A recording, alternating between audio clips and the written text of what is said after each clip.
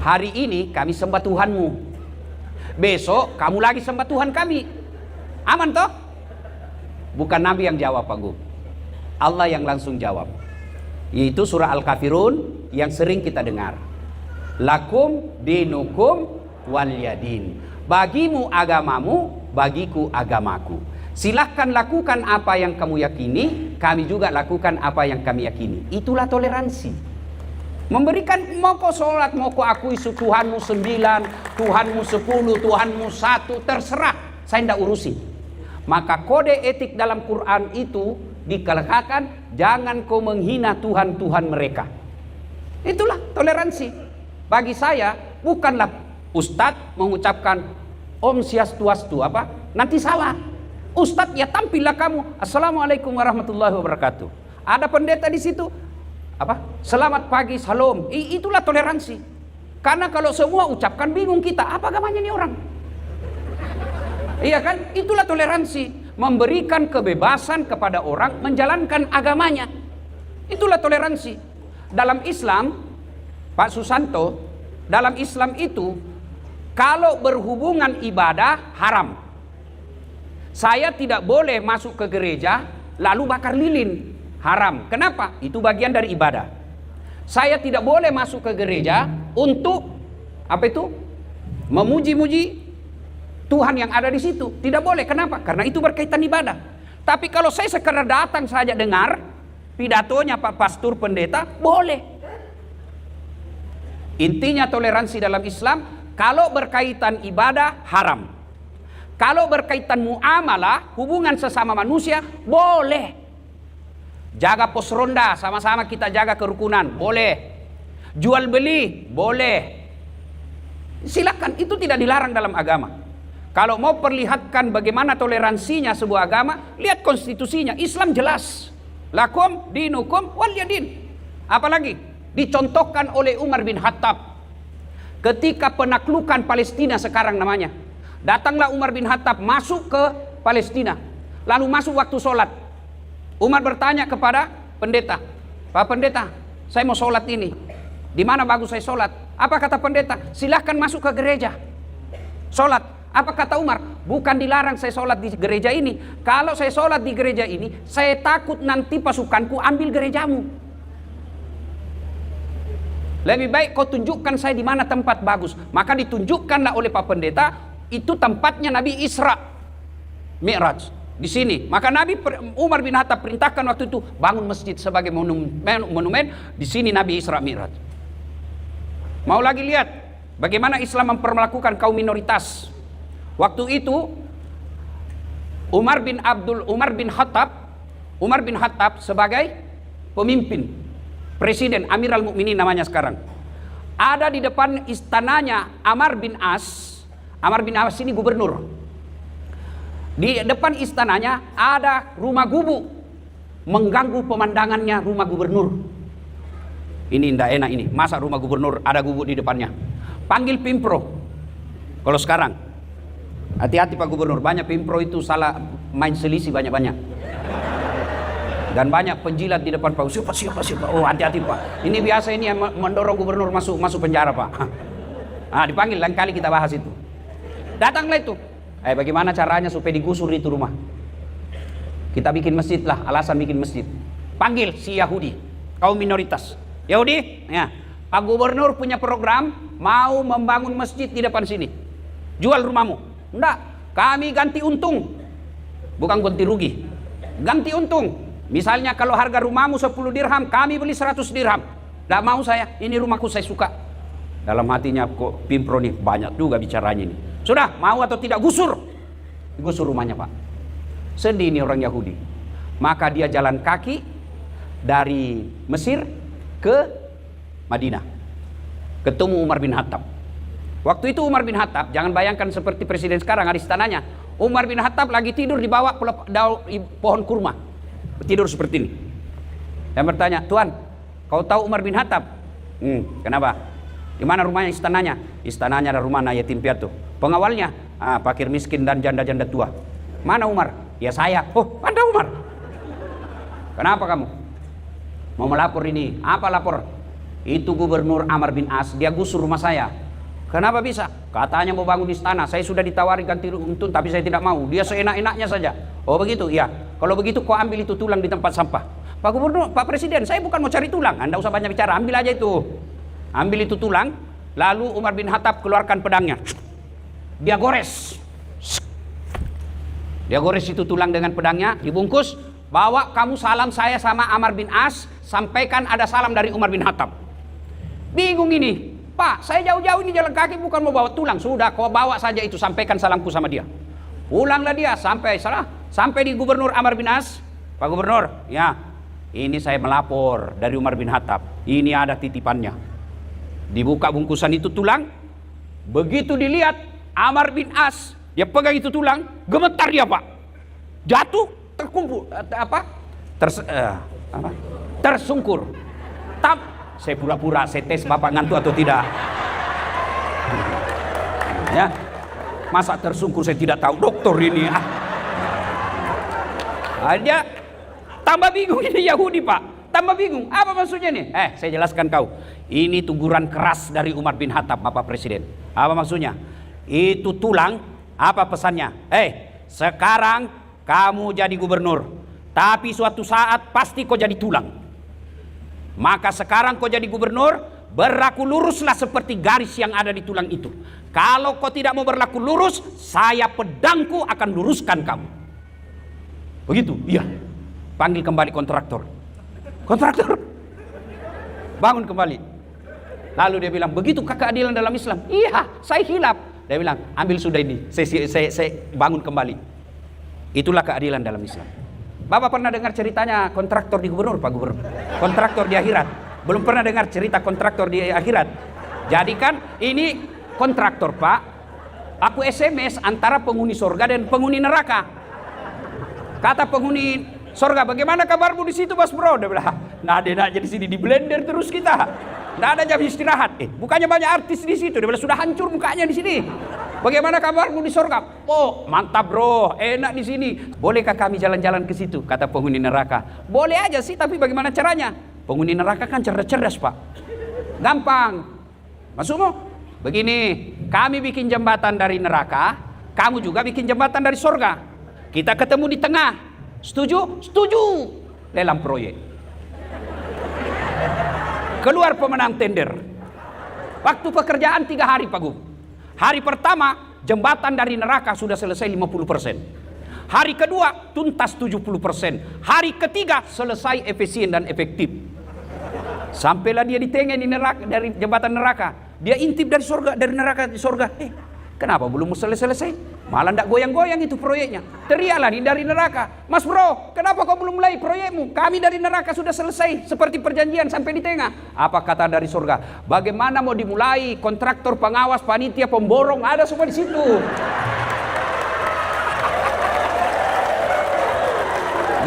Di sini hanya penghafal Quran, tidak tahu kalkulator dia, Pak.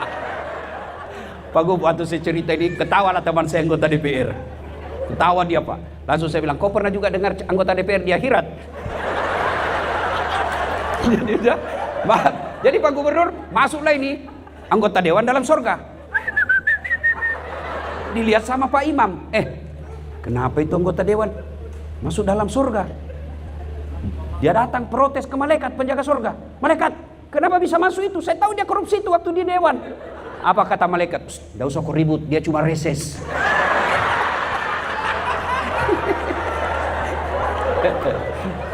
Bapak Ibu saudara-saudara sekalian teristimewa, Bapak Gubernur Papua Barat, Bapak Dr. Andes Domingus beserta seluruh jajaran dan semua yang saya hormati yang di depan semua ini.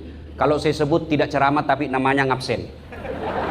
Bapak Ibu saudara-saudara sekalian, tema kita simple, merajut harmoni. Mau lihat harmoni? Contoh konkret sepak bola. Ini lagi musim sepak bola ya. Cuma sayang kalah PSM. Ya, Bapak Ibu saudara-saudara sekalian, mau lihat harmoni? Itulah sepak bola. Harmoni itu tidak mungkin terwujud tanpa orang lain. Mau lagi lihat contoh harmoni malam ini?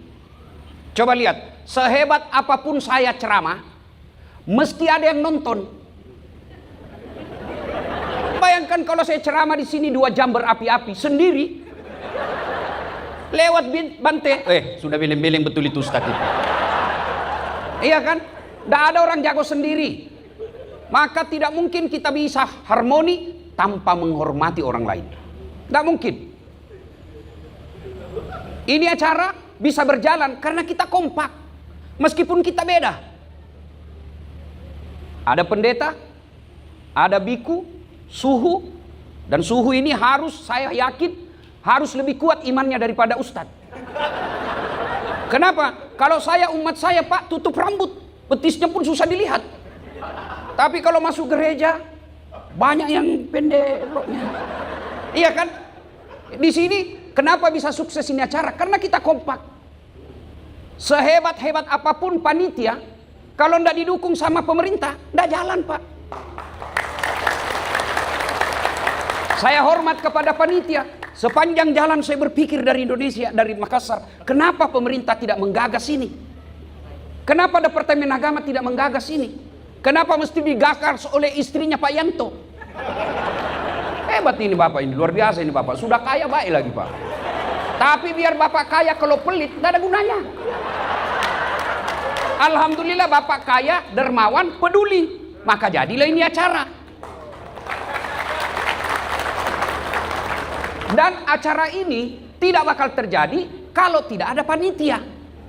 Biar ada uang, tidak ada panitia, tidak mungkin Pak Yanto pergi urus das atletik. Mesti ada panitia. Biar ada panitia, ada pengusaha, ada keamanan, tidak ada yang datang. Ini contoh harmoni. Maka salah seorang kalau tidak mendukung setiap kegiatan yang bernama toleransi. Ini namanya kopi toleransi. Kopi toleransi. Andai kopi benaran ini rasanya tidak nikmat. Kenapa? Tidak ada Departemen Agama hadir malam ini. Ada? Mana dia? Ada. Oh, berarti mana? Saya tidak tahu ada karena tidak ada namanya di sini. Iya kan? Inilah toleransi. Ya. Masya Allah. Ada Pak Gubernur. Alhamdulillah. Saya dengar kabar, oh ternyata beliau kepala suku. Betul Pak ya? Biasanya kepala suku itu Pak banyak bininya. Oh 1 Pak. Oh sama kita Pak, takut sama istri Pak. Ayo, mari kita lihat. Itu poin pertama. Harmoni mesti ada dukungan. Contoh kedua, harmoni sepak bola. Apa sepak bola hikmahnya dalam kehidupan? 1. Sehebat-hebatnya Ronaldo, Lionel Messi, Yamal, siapa lagi? Kane, siapa lagi semua yang kau sebut itu? Hah? Tidak ada. Siapa lagi lah? Biar sehebat apapun, kalau tidak bisa bengkok kakinya, tidak mungkin. Sehebat apapun skillnya, kalau Allah kasih kaki yang bisa bengkok, tidak jadi itu sepak bola Pak. Mana bisa main bola begini Pak? Iya toh? Iya. Maka pertama yang harus kita syukuri kesehatan. Pak Yanto banyak duitnya. Tapi kalau sudah sakit, dilarang makan gula, dilarang makan garam, dilarang makan pedas, dilarang makan nasi, dilarang makan minyak, dilarang makan daging. Apa bisa dimakan? Ubi rebus. Duit miliaran cuma makan ubi rebus. Ada orang begitu?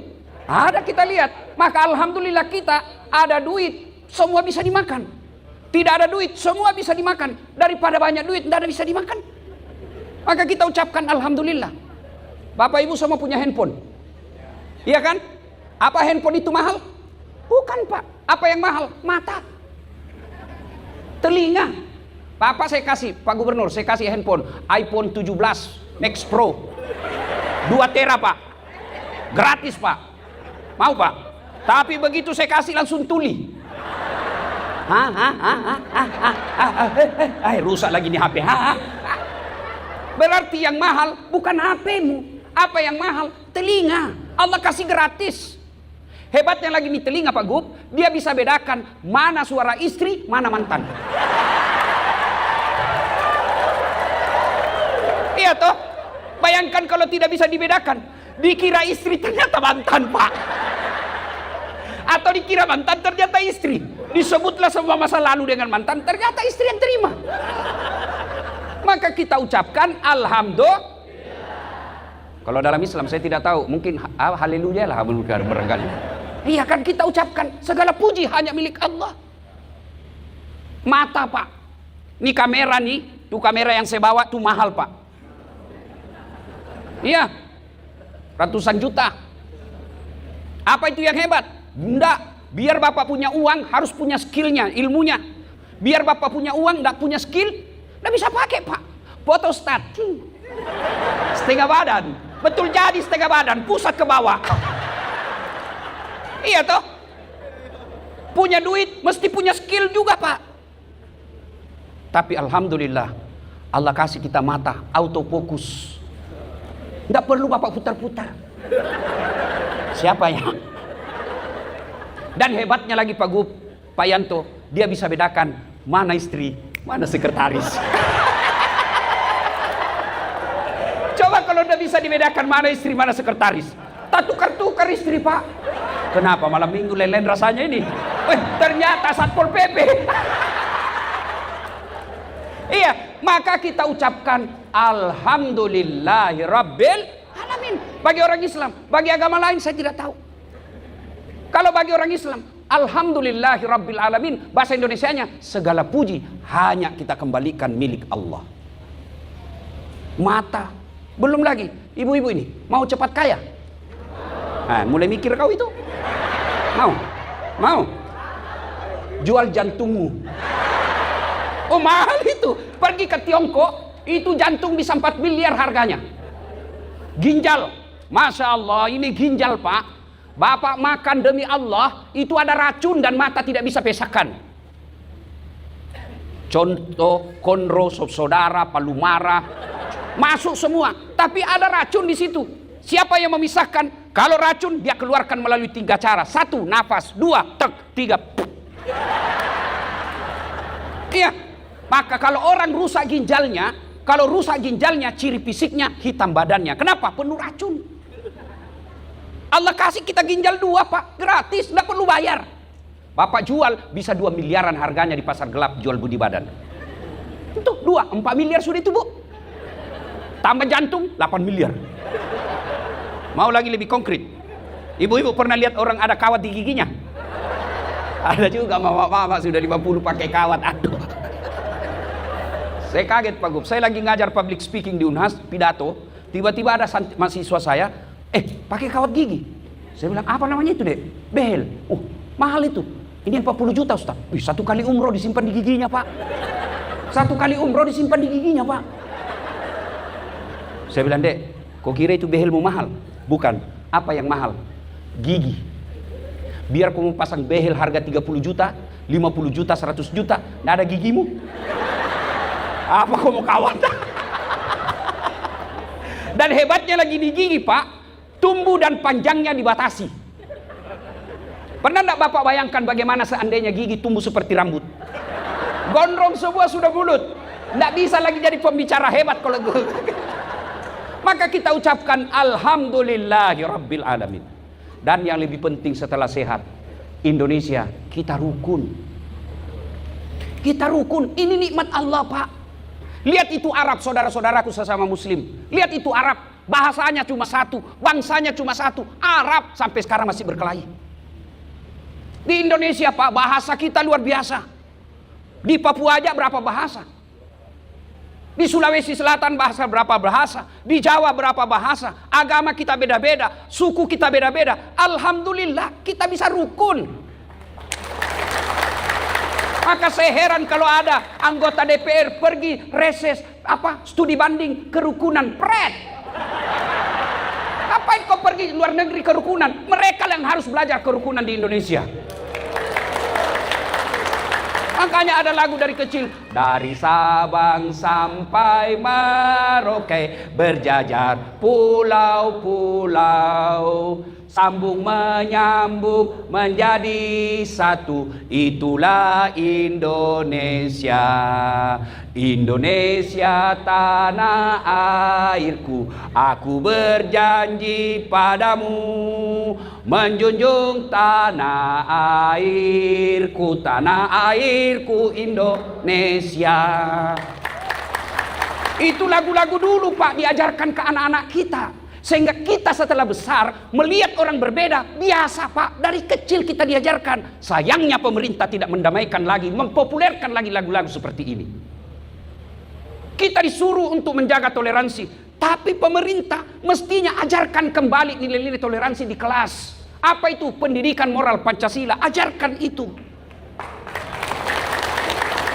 Apalagi ajarkan pendidikan sejarah perjuangan bangsa. Bagaimana kita mengusir Belanda. Bukan yang sekarang yang kalah sepak bola ya. Anak-anak kita dulu Pak kan aja lagu-lagu kebangsaan. Garuda Pancasila, akulah pendukungmu. Kalau sekarang hilang lagu-lagu anak-anak kita apa Pak? Masih kecil. Aduh, tak boleh balik, tak boleh balik.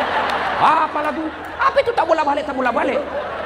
Cikampek, Tasikmalaya, aku capek gara-gara dia pret. Apa itu gunanya itu?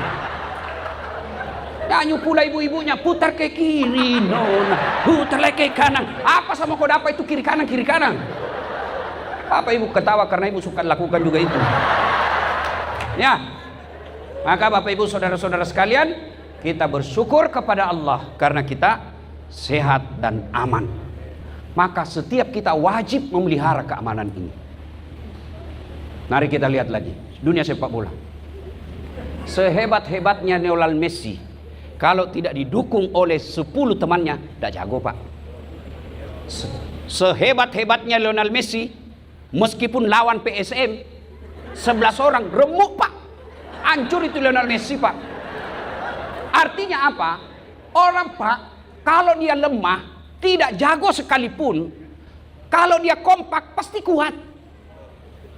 PSM tidak pernah masuk Piala Dunia Pak, tapi coba suruh lawan Lionel Messi sendiri, remuk Pak dia Pak. Tak mungkin dia kejar sana lagi, sesak napas Pak. Iya toh. Maka kita mesti kompak. Untuk apa? Kuat. Mau lagi lihat hebatnya itu persatuan? Coba lihat itu. Ini jari-jari. Kalau dia sendiri Pak, apa yang dia bisa lakukan? Paling jari kelingking. Apa? Seksi kebersihan.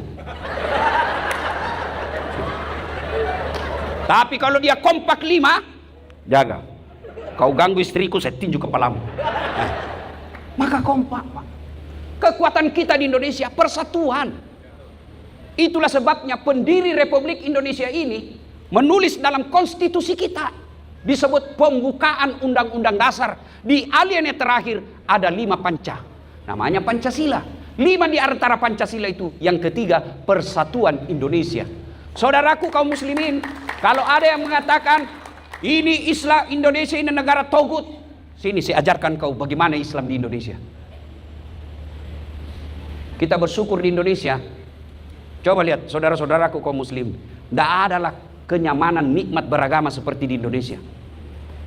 Kau di Malaysia, di situ ditulis Malaysia adalah kerajaan Islam. Asasnya apa? Berdasarkan mazhabnya Syafi'i. Kau mau ceramah, belum tentu kau bisa ceramah kalau tidak ada izin dari negara, namanya permit. Di Indonesia baru artis 30 tahun maksiat, tiba-tiba hijrah pelihara jenggot, jingkrang. Baru 2 tahun belajar agama, dia kafir-kafirkan kita karena beda mazhab. Kayak dia panitia hari kiamat. Nyata. Indonesia alhamdulillah. Indonesia itu sila ketiga, itu implementasi dari ayat wa'tasimu bihablillahi jami'a wa la tafarraqu. Berpegang teguhlah engkau kepada tali persaudaraan agama Allah dan janganlah engkau bercerai-berai. Dalam Islam juga Nabi katakan, umatku itu seperti badan ini. Coba lihat badan ini Pak, kompak. Satu sakit yang lain ikut merasakan. Anak muda malam-malam jalan, malam minggu pergi menyatakan cinta. Tahan tuh kakinya, tuk, kaki tahan tuh, seluruh tubuh berpartisipasi. Apa yang pertama bereaksi? Mulut. Aduh, Aduh. Bereaksi berikutnya, mata, dia cari mana yang sakit. Reaksi yang berikutnya, mulut meniup. Reaksi berikutnya, tangan mengusap. Padahal kaki yang bermasalah. Tidak ada orang tahan tuh kakinya. Rasa kau, pergi kau jalan. Begitu mestinya kita di tanah Papua. Satu sakit, yang satu merasakan, yang lain ikut merasakan sakit. Secara spesifik di tanah Papua. Secara menyeluruh bangsa Indonesia. Ada yang menghina kita, yang lain ikut merasa terhina. Ada nikmat kita bagi sama-sama. Jangan sendiri yang makan. Satu orang korupsi 1 triliun. Kita doakan nanti kita ketemu di akhirat, kita hantam dia. Iya Pak, keterlaluan Pak.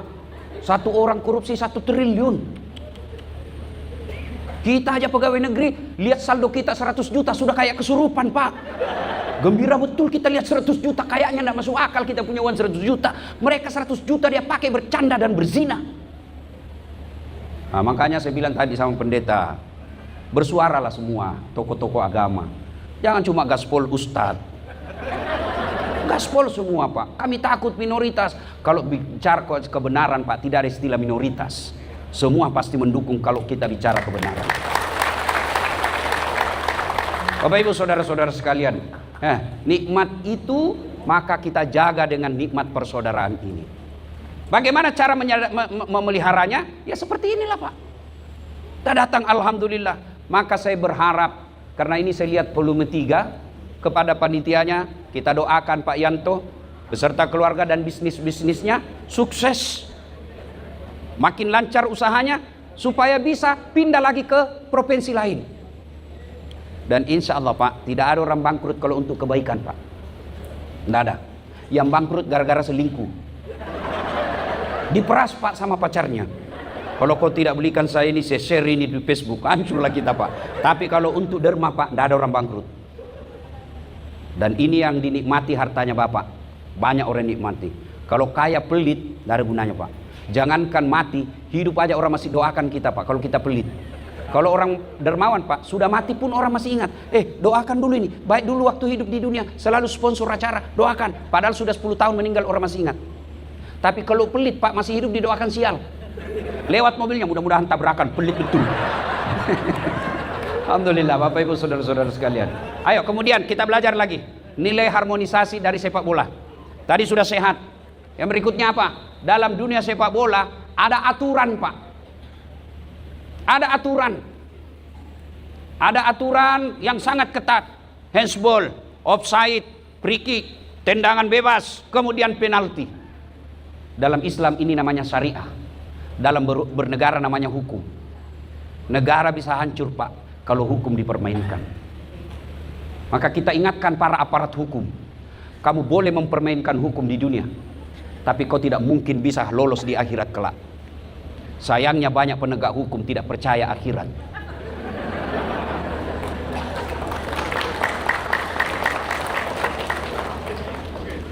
Diceritakan neraka apa, dia bilang kayak datang aja dari neraka. Apa? Maka negara kita 5 sila ini, sila pertamanya ketuhanan yang Maha Esa. Harus percaya sama Tuhan Pak. Bayangkan kalau aparat hukum tidak percaya sama Tuhan, dia bisa gunakan hukum untuk menyiksa masyarakatnya. Kita kecewa tentu. Aparat hukum kelihatan menyimpan duit. Kita kecewa, tapi tidak berarti itu penyebabnya kita benci kepada negara kita. Apa boleh buat? Kita sebagai rakyat biasa tidak bisa berbuat apa-apa. Maka saya mengajak kepada kita semua, tidak usah kita permalukan mereka. Mari kita mulai dari rumah tangga kita masing-masing. Bermula dari mana? Anak kita kalau dididik dengan baik. Seperti saya ketemu anak Papua tadi, saya ajak kau sekolah baik-baik deh. Kau pergi merantau, kalau kau pergi merantau, sekolah kau baik-baik. Tidak ada yang bisa peduli tanah Papua kecuali kalian semua orang Papua yang ada di sini. Ajarkan anak-anak kita. Nah, kau lihat itu, nah, aparat hukum tidak bagus seperti itu, nak. Saya mau kau jadi jaksa, saya mau jadi polisi, saya mau jadi kau tentara, tapi tentara yang beriman membela negaramu. Tidak baik begitu, nak. Tidak bagus, nak. Maka kau mulai dari dirimu. Kalau rumah tangga semua berhasil mendidik anaknya menjadi anak baik, Pak, negara kita aman. Gimana anak-anak kita mau baik? Pilkada aja kita minta wane piro. Kita makan uang serangan fajar.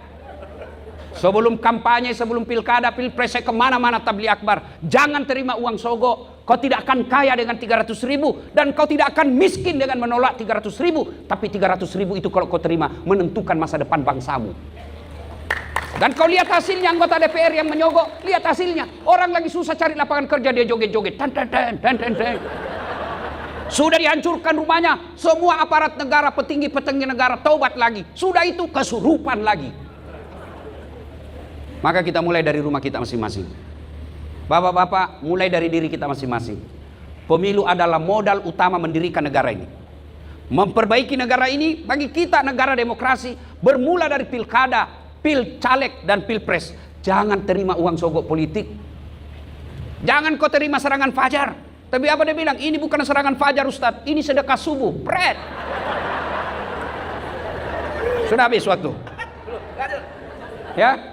Hukum. Kemudian itu tadi hukum. Hukum itu dalam Islam namanya syariat. Ada wasit. Kalau wasit tidak adil, pasti rusuh pertandingan. Siapa wasit dalam Islam? Ini namanya imam atau pemimpin. Kalau pemimpin tidak adil, itu potensi menyebabkan kerusuhan. Kebebasan belum tentu orang bisa Pak rusuh kalau dibatasi kebebasannya. Tapi ketika tidak ada keadilan bisa rusuh.